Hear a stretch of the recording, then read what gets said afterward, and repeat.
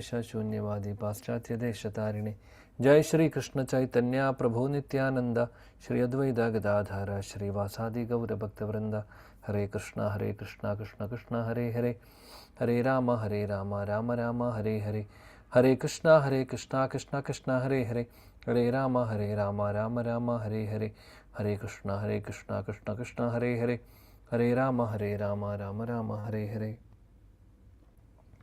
मूगं करोति वाचालं पंगुं लङ्घयति गिरिं यत्कृपातमहं वन्दे श्रीगुरुदीनतारिणं परमानन्दमाधवं श्रीचैतन्यमीश्वरम्।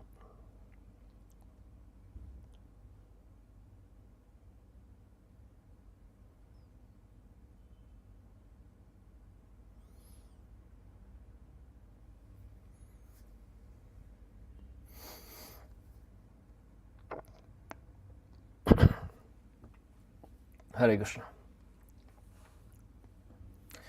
Hare Krishna. I would like to welcome all of you for our study of Sri Bhagavad Gita. So, yesterday we were discussing chapter number 2, verse number 13, right? Yeah, so we did till 13, so we will begin the 14th verse. All these verses are very important, all these slokas are very important. So, I hope you are able to understand, and if you have any doubts, please come, please always, you are free to ask. Now, another beautiful verse, 14th verse.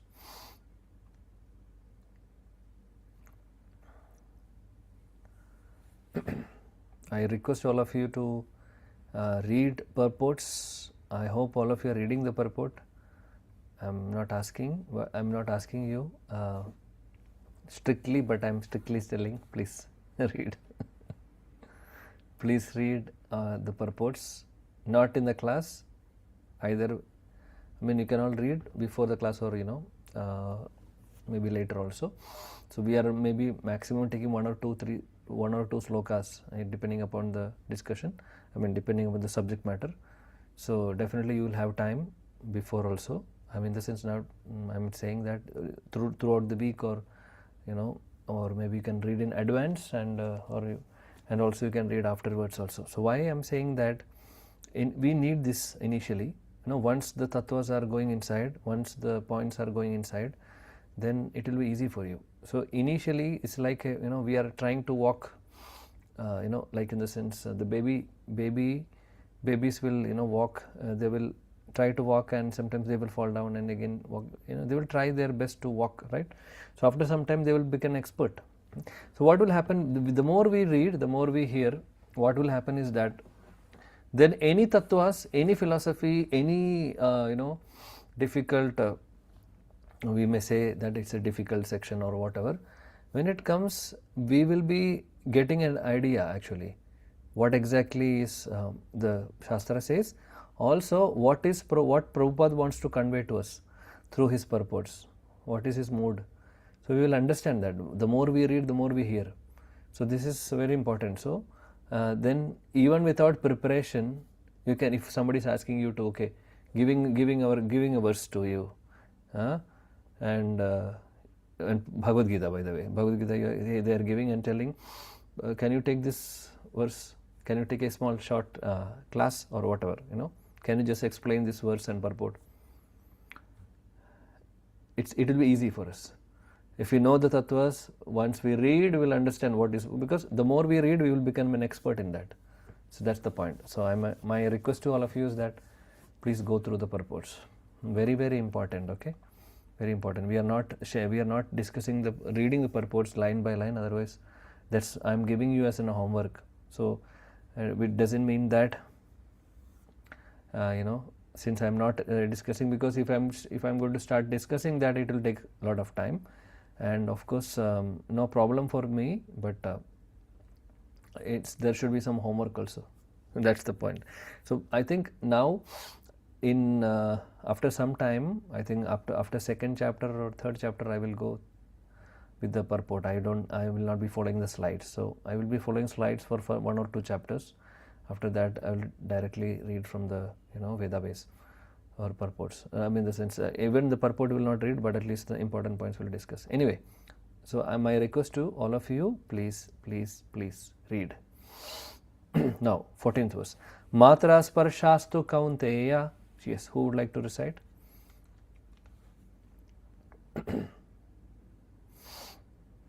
Hare Krishna Guruji. Matra sparshastu kaunteya. Shitoshna suga dukkadha. Sidoshna sukha dukkada. Agamapayino nityas. Agamapayino nityas. Tam titikshasva bharata. Tam stitikshasya bharata. Translation.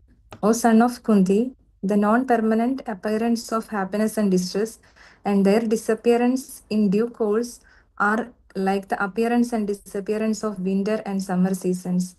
They arise from sense perception, O son of Bharata, and one must learn to tolerate them without being disturbed.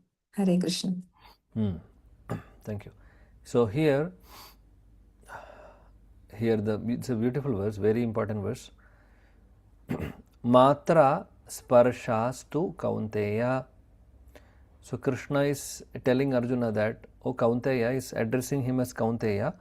Kaunteya, Arjuna is called as Kaunteya also in the final, in the end, Tam Siddhikshosa Bharata. So 2 times Arjuna is being addressed here.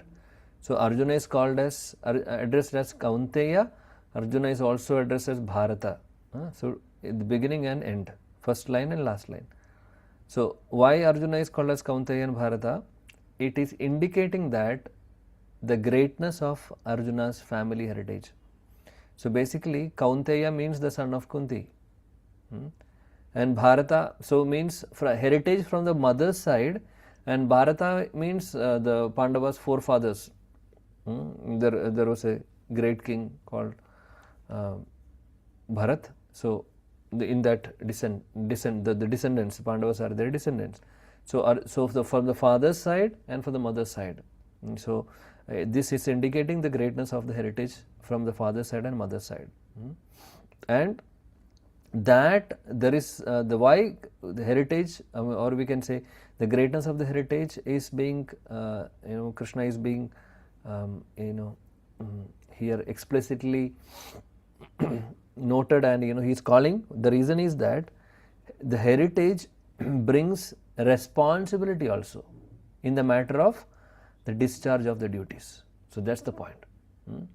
Because why family heritage, the mother's side and father's side, they were all great Kshatriyas, and they have all done their duty, or they have all taken the responsibility in discharging their duties as a Kshatriya, as per their Varna. And therefore Arjuna cannot avoid fighting. So Krishna is calling him in that way. So your in the sense family side or mother side or father side, they are all great Kshatriyas. You are in their family, so definitely you should also do the take up the responsibility in the matter of discharging your own duties. Right? That's the point. Yeah. And here for Arjuna, he has to execute the duty despite of any other inconveniences. Right? So because that's the duty of a Kshatriya. So for a Kshatriya, even if we have to fight against our friend or relative, if something is required to be done, or we can say if that is inevitable, they have to do it. There is no compromise on it.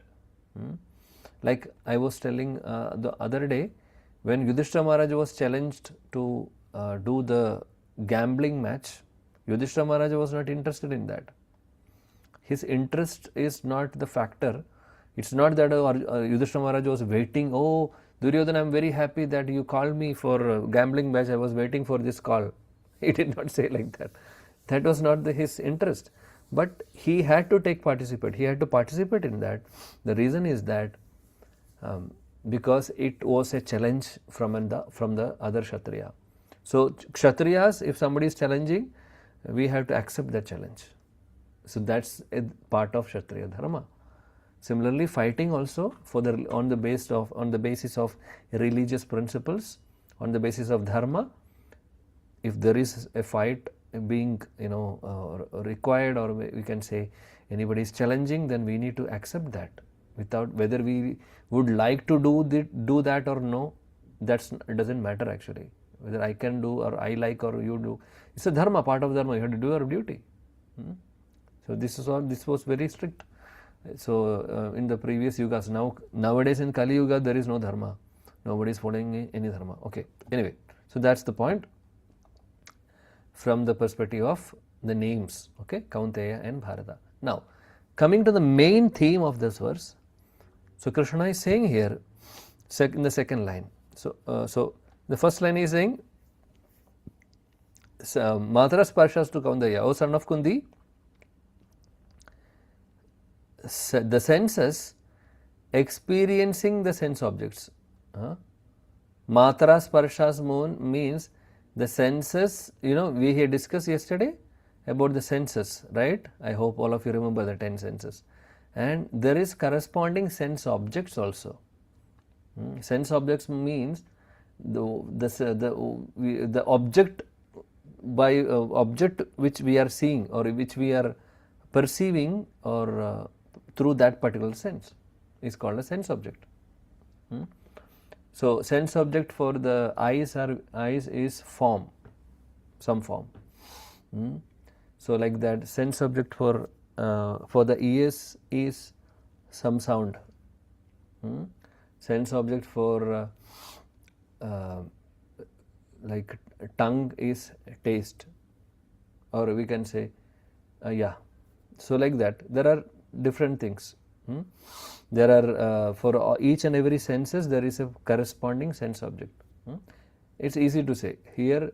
For the ears it's sound, for the nose it is smell, something to smell, for the eyes it is some form. So like that. So when the senses comes in contact with the sense objects is what is happening actually. So every time there is a contact of the senses with the sense objects. So we are getting attracted to many things, we are getting attached to many things when the senses come in contact with the sense object.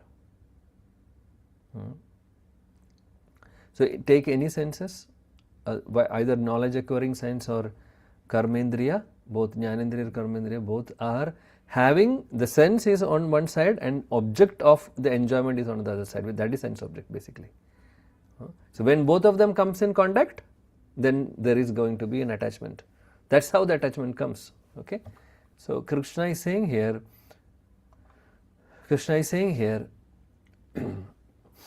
the the senses here. Krishna is saying that Matara Sparshastu Kaunteya means when the senses experiencing, O son of Kundi, senses experiencing the sense objects, Shitoshna, Sukha, Dukkha, Da.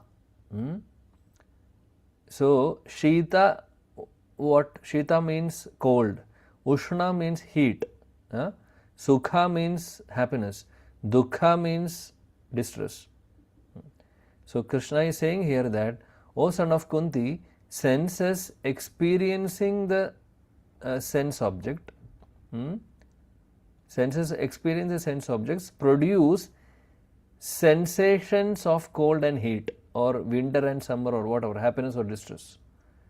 So different senses when it comes in contact with the sense objects, it produces different sensations. It could be cold, it could be heat, it could be winter, it could be happiness, it could be distress, or whatever. Then Krishna says, Agama Payino Anityas.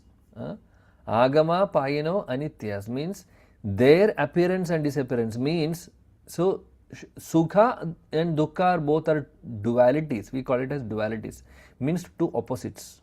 Shita and Ushna are opposites, correct? Good and bad are opposites, correct? So these opposites are called as dualities.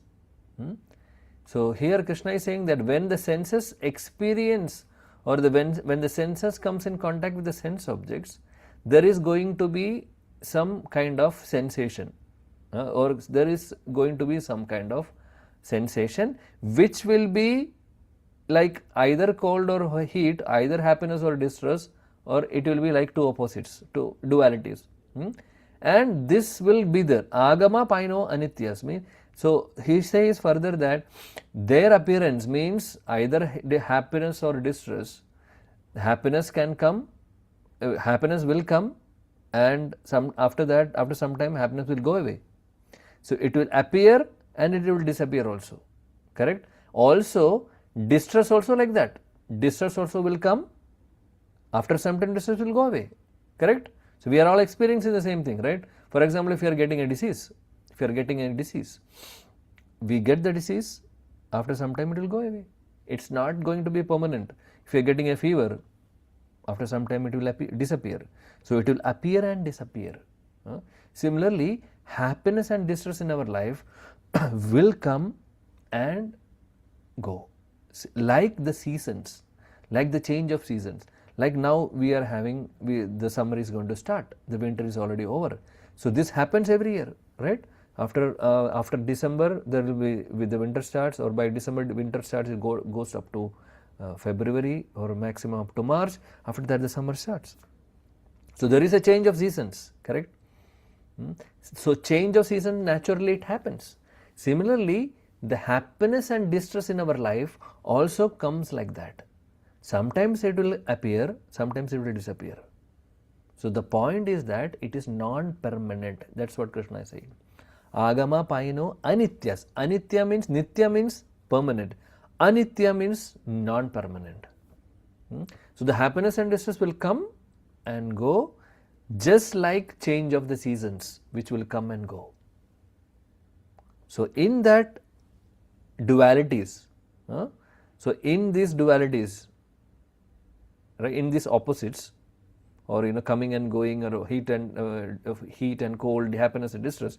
So in this scenario, in this situation, tam stitikshasva bharata. So one must learn to tolerate them. This is what Krishna says. Oh Krishna, oh Arjuna. So the point is that Krishna is telling that we should tolerate the dualities, or we can say we should tolerate the happiness and distress,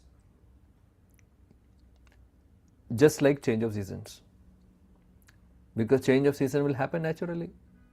We can't stop. We can, no, I don't want summer. Can we stop it? Can we just put something and stop the the appearance of summer? No. Winter, when after some time it will disappear, right? Then summer starts. So it's naturally happening. Similarly, it's not. So the point is that it's nothing. It's not permanent. It will go and come. It will come, then go. Then again it will come. Then it will again go. Like that, it happens. Similarly, happiness and distress in our life also comes like that. So one means we should learn to tolerate that. So what is the meaning of tolerate? Tolerate means, that is titikshasva. That's what Sanskrit. Tolerate means we have to, the meaning of tolerate. So how we can tolerate the happiness, how we can tolerate the distress, and how we can tolerate the happiness. Okay, let me ask, how we can tolerate the distress. Maybe it will be easy to say for all of us that, okay, we should not feel bad, we should not feel sad, even if some problem comes. We can give so many reasons. Okay, and how about, okay, I will come to that, tolerating the miseries or distress. Before that, I would like to hear from you how we will tolerate the happiness. Generally, we are not tolerating. Tolerating means we are doing something to hold our, hold our senses, or we can say holding it, or trying our hard to somehow go through that situation. But when the happiness comes, do we generally do that? Are we going to, somehow we are going to, are we really tolerating it? I don't know. Please, what is your opinion? Anybody? What is your opinion? How we can tolerate the happiness?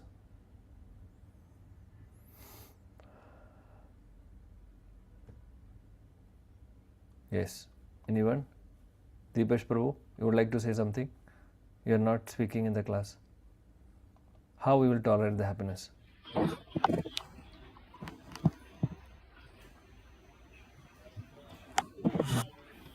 What is the meaning of it? Yes, I'm asking you. Sense enjoyment. Okay, what is the meaning of tolerating the happiness? Krishna is here saying both the things, right? He is saying tolerate happiness and distress basically. So he is saying we have to tolerate it, like change of seasons. What is the meaning of it?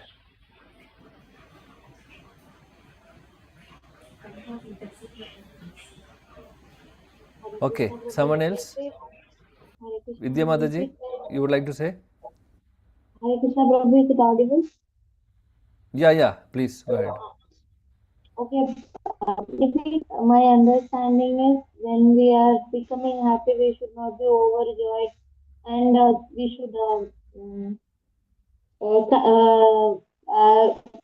curtail ourselves from doing a lot of celebration, materialistic celebration, and we should channelize it towards bhakti. Okay, good. Thank you, Mataji. Very nice. I'm happy to hear that. Yes. So tolerating the happiness means not getting, not becoming overjoyed because of that. So, so we should remember that this will go also. This is non-permanent. This is not permanent. The happiness is not permanent. So now I have something, some material happiness or whatever, it may go away. So tolerating the happiness means understanding that the temporary nature of that happiness, and secondly, not being overjoyed in that situation. That is toleration of happiness. And devotees, what they will do, they will, like you mentioned, that they will try to channelize. Means what I understand is that what you mean to say that if something is happening in a happiness in our life, even though it is a material thing, we will we will dedicate that, or we can say we will say that it's by the mercy of Krishna. We will give the credits to Krishna for that happiness, right? This is what you mean to say, right? Yeah. So I understand. So that is what we should do. So if something is good, something good is happening in our life, we should, yes, it's not because of my because of me it is happening. It is because of Krishna's causeless mercy, and I'm not being overjoyed now. So Krishna is sometimes gives me happiness, sometimes he will take it also. So no problem, whatever he desires, let it happen. So that's how we tolerate. Now coming to the tolerating so it's very difficult to tolerate the happiness, by the way. Because we will forget. It's easy to forget Krishna when we are happy, right? But when we are distressed, we will remember Krishna more. So that is why Kundi Maharani in the Bhagavad 8th chapter, she is praying for the problem. She is saying that I wish to have more and more problems, so that I can always remember you, Krishna. See the prayer, the level of the devotee's prayer. She is praying for the problems so that I can see you always, so that I can depend upon you always. That's the prayer by Kundi Maharani. The same Arjuna's, now he is called as Kaunteya, right? Same Arjuna's mother I am talking about. So all these great devotees, pure devotees, they're like that. Okay, so coming to tolerating the reversals, this is one of the verse in Bhagavad Gita, and again Krishna is saying in the next sloka also. Maybe I will just go through that because it's all the same theme. I want to go through that. So let me share, because both are in the same theme.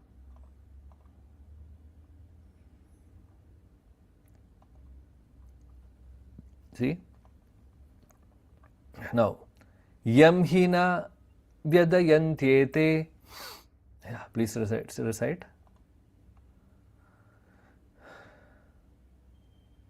Anyone? Hare Krishna. Yam hina vyadanta ete Purusham Purusharshaba Purusham Purusharshaba Samadukka Sukham Dhiram Samadukka Sugam Dhiram So Amrtavaya Kalpate.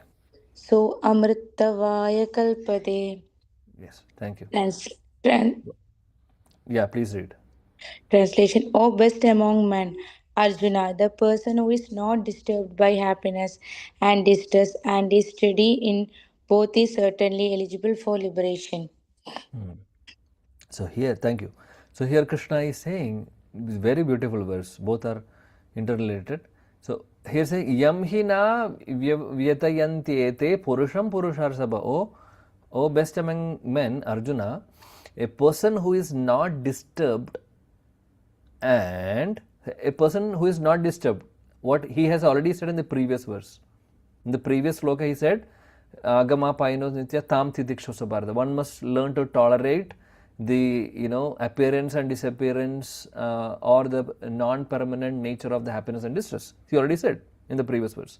So here he is saying continuation of that. He is saying that so such person who is tolerating that, who is not disturbed by these dualities, he is saying is samadukka sukham dhiram, is equal to one who is equal to both happiness and distress, and is dhiram means who is patient. Patient means who has patience. So amrtat vaya kalpate. Such people are certainly eligible for liberation. This is what Krishna is saying. So beautiful. So the point is that both these verses, if you see, both interconnected verses. So Krishna is basically saying that in the 14th verse he said we should tolerate the sukha and dukkha, and one who is tolerating like that and one who is not disturbed by this happiness and disturb the cycle, one who is steady, and they are eligible for liberation. So the point is that Krishna is saying that if you want to really get out of this material world, if you are really going back to Godhead, or we can say the eligibility of getting out of this material world, or eligibility of going back to the spiritual world or going to the spiritual world, this is one thing, tolerating the dualities. And we can see profusely in Bhagavad Gita many places. Krishna says sama, dukkha, sukha, kshami. Many places he talks about this duality, this equanimity. Here he is saying equanimity means in any circumstance we should have that equanimity. Means we should not get disturbed with the dualities. We should be able to tolerate it. So this equanimity principle throughout Bhagavad Gita Krishna says. We can see different places also in other verses, other chapters also. He says. So this is very important point. So for example, coming to this point, if we are, just give me a second.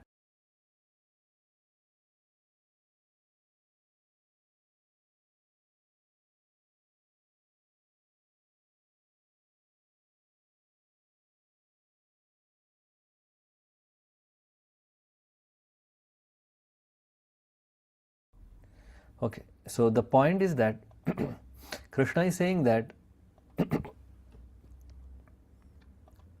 if we really want to get liberated, or if we really want to go back to spiritual world, the minimum eligibility is that we should be able to tolerate these dualities. So just analyze ourselves. Are we getting overjoyed when there is material happiness? Then that means we are not ready yet to go back to Godhead. Getting what I am saying? Similarly, if we are getting over distressed by the problems, that means yet we are not yet ready. So this is the litmus test. Any material happiness is overwhelming. We are enjoying in that, or we are saying we are not able to tolerate it, means that still we have a long way to go. Similarly, there is distress also. So both the cases. So the point is that Krishna is saying that we should be equal. The how we can be equal is understanding the non-permanent nature of these things. It will come and go. So we should not think much about it. It may come, it may go. So it doesn't matter for me.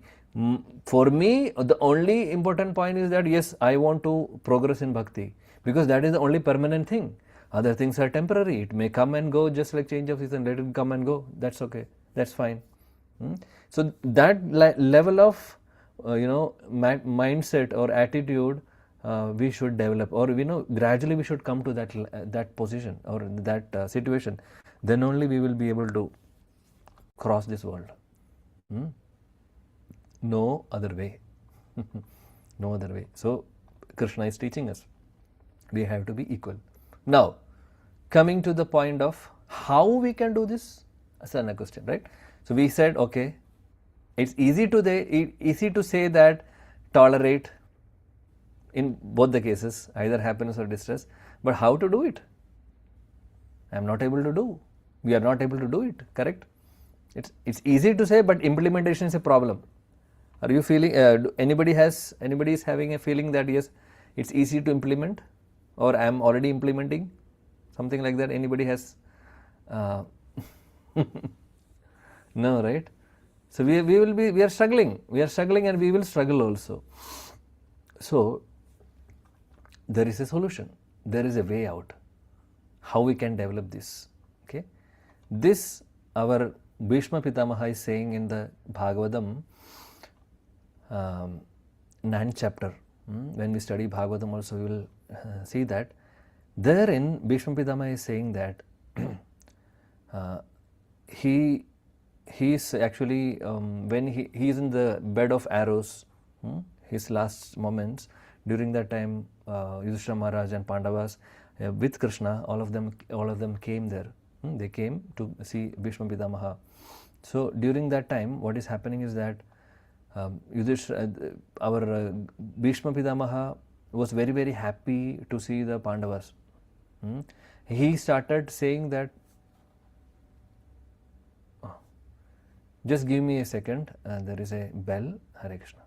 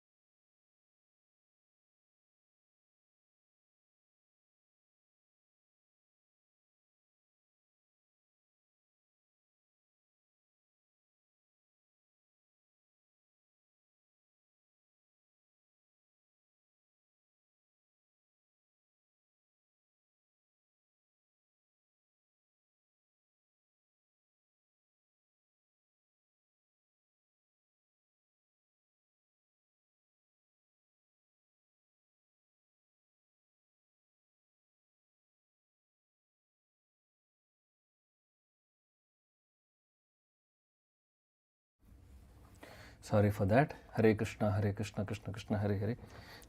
Hare Ram, Rama Rama, Hare Hare. Okay, now the solution. We are talking about solution, how to tolerate the happiness and distress. So Bhishma Pitamaha, after seeing Yudhishthira Maharaj and Pandavas, he is in the bed of arrows. After seeing them, he was very, very happy. And he is saying that aho kashtam, aho nyayam, yed yuyam dharma nandana, jivitum narhata klishtam, vipra dharma chutashrayah. So Bhishma Pitamaha says there, he's saying, aho kashtam means what a terrible sufferings, and what terrible injustices. You means the Pandavas, all of you have suffered. You have suffered a lot of problems. We know how much problems the Pandavas suffered. No, we already discussed in the first chapter. That Duryodhana, how Duryodhana was trying to disturb and kill and poison and everything they have done against Pandavas. So they were having very terrible problems. They were going through very terrible sufferings. So Bhishma Pitama is saying, Aho Kashtam, I feel so sad when I remember that all of you gone through a lot of problems. Being, see, he is speaking to Yudhishthira Maharaj, oh, Yad Yuyam Dharma Nandana, you are a Dharma Nandana, means you are the son of Dharma. So Yudhishthira Maharaj is, Dharma's son, personified Dharma's son. So he is called as Dharma Nandana, son of Dharma. So being a son of Dharma, you have to go through all these problems. And he's saying that you did not deserve to remain alive under these tribulations. Yet you were protected by the Brahmanas, the Supreme Lord and Dharma. So you were protected, all of you were protected because of Vipra Dharma Chudashrayaha. Means you all got protected because of Vipra Dharma Achyuta, three personalities. So we are now speaking about how to tolerate it. So they have tolerated, they have gone through this problem, so many problems. We cannot even imagine the problems, Pandavas suffered. We cannot even think about it. If we were in their shoes, we would have gone if in the first problem itself. But they were tolerating very nicely. So Bhishma Pitama is saying that they could do that because they were protected by three personalities. Vipra personalities or three sections or three, we can say, three shelters for them. One is Vipra, Dharma and Achyuta. Achyuta is Krishna, Bhagavad. And Dharma and Vipra. Vipra is literal meaning is that Brahmanas. And Dharma, literal meaning that it's, the whatever Dharma or duty we can say. But just when we translate it into Bhakti format, we can translate the same into Bhakti format. That's how Acharya explains. So he's saying that one who is taking shelter of these three personalities, three B's, I am going to say now. So Vipra is equated to Bhaktas and Dharma is equated to Bhakti because Parodharma, Savai Pumsa Parodharma Yado Bhakti Radokshaje means the Parodharma, supreme occupation duty of every living being is Bhakti. Bhagavatam says. So here Vipra means Bhaktas or devotees and here Dharma means Bhakti and three Achyuta is Krishna. So three B's, taking the shelter of devotees, taking the shelter of Bhakti, devotional service, and three, taking the shelter of Bhagavan. So by taking the shelter of three B's, then that's the solution for all the reversals in our life. This is Bhishma Pitamaha's explanation. So beautiful, so beautiful. So Acharya, so we are now learning Bhagavad Gita, but we are going to Bhagavatam also. Don't worry. That's how we should study. So scriptures, everything is open. We should try to bring in the things. Three B's. Please remember this. We need to remember. Now, taking an example of, let us take an example here. A child, a small child, very small example. A child, he wants a toy car. And father is saying that, oh child, why you need a toy car? I am having a very nice car, original car, big car. He is saying, no, I am not interested. I want this toy car. Then father is taking this boy to the toy shop. And child is seeing so many cars there. Some cars are in red color, some cars are in yellow color, some are in blue color, different colors of car he is saying, and child is in now duality. He is in Dondwa now. Should I take green? Should I take blue? Or should I take red? He is in confusion. For him, Happiness and distress doesn't matter because that's not his duality. He is still young, he is still a child. For him, there is still a duality. See, even for a child to choose something, there is some confusion, right? But for the father, there is no confusion. Father saying that whatever color he is taking, let him take. For me, what is the problem? Because father has transcended such dualities. And just giving a very simple example to understand this point. So father has already transcended that, such kind of small dualities. He is not elated, oh, whether it's a red car, or he is not thinking, okay, whether it's a red car or a blue car, doesn't matter. For a child, it's a big thing. Talking about toy car, by the way. So the father has already transcended those dualities and he has already tasted the original car which he is having. So he is not elated where he is not bothered about whether this is some toy car, whether green or red or whatever. It doesn't matter for him. Similarly, dear devotees, if we are having a higher taste of bhakti, if we are having the higher taste of association of devotees, if we are taking the shelter of these three B's, Bhaktas, Bhakti and Bhagavan, what will happen? All this material happiness and distress will become, we will be able to transcend it easily. We will be able to tolerate it easily. Because our goal is something different. We already have set a goal. We have some higher goal. We have some higher taste. Bhakti is so tasty. Devotional service is so tasty. So all other things will become secondary in front of this, if we really taste it. If we have some taste for other things, other movies or whatever, I'm not saying, restaurants, take whatever we see, people are running here and there.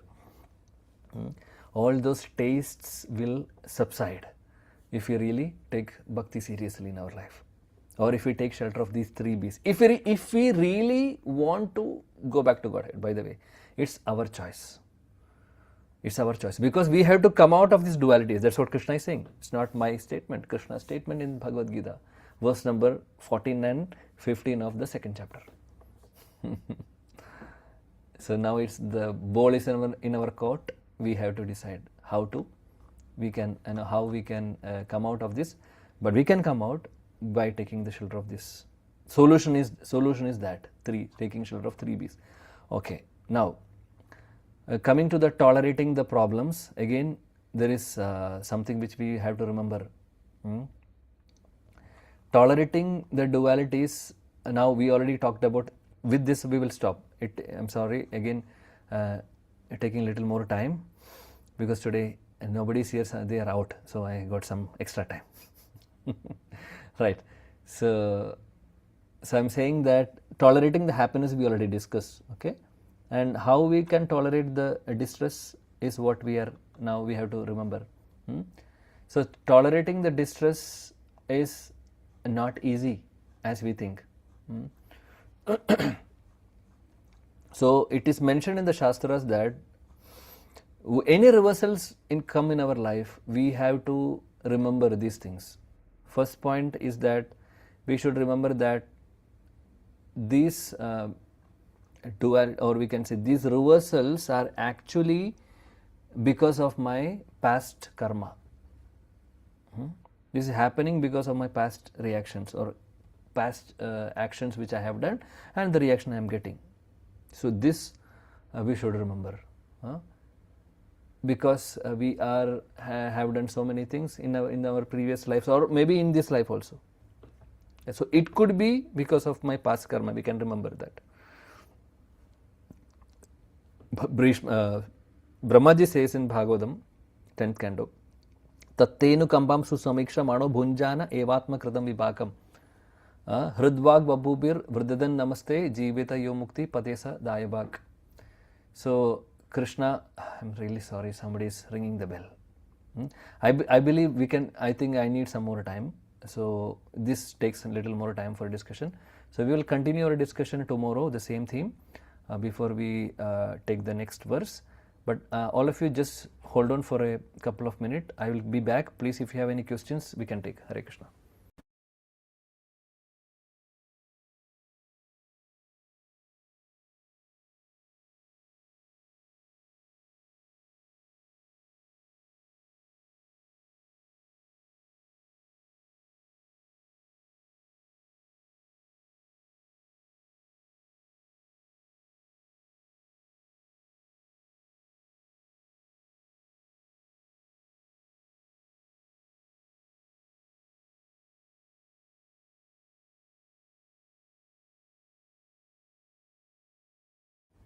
Hi Krishna, I'm really sorry.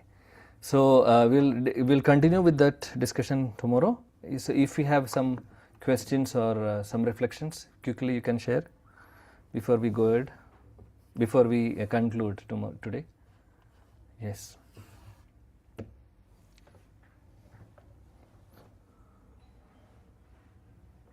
Because facing the reversals is a big topic, so we may need some more time to discuss. So because Prabhupada is giving very beautiful explanation in one of the Bhagavatam purport, not now, no, it's not in the Bhagavad Gita, in one of the Bhagavatam purport, 8th canto. So we can discuss what Prabhupada says there. Okay, right. Anybody has anything to say? Please. If you have something, please let me know.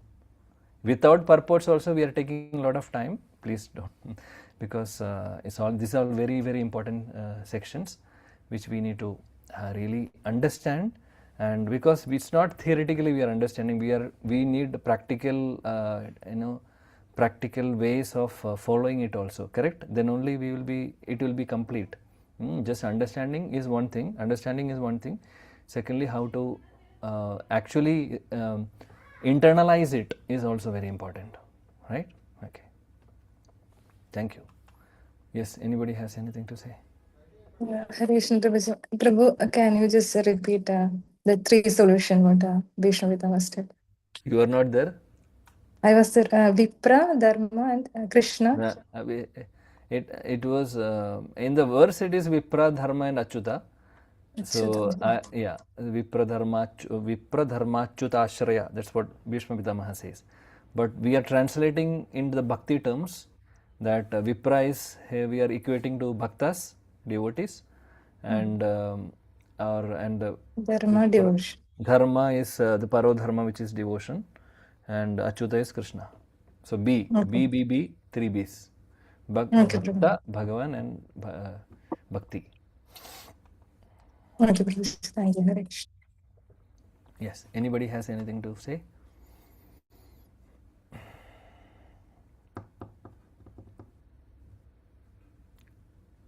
Nothing? Okay.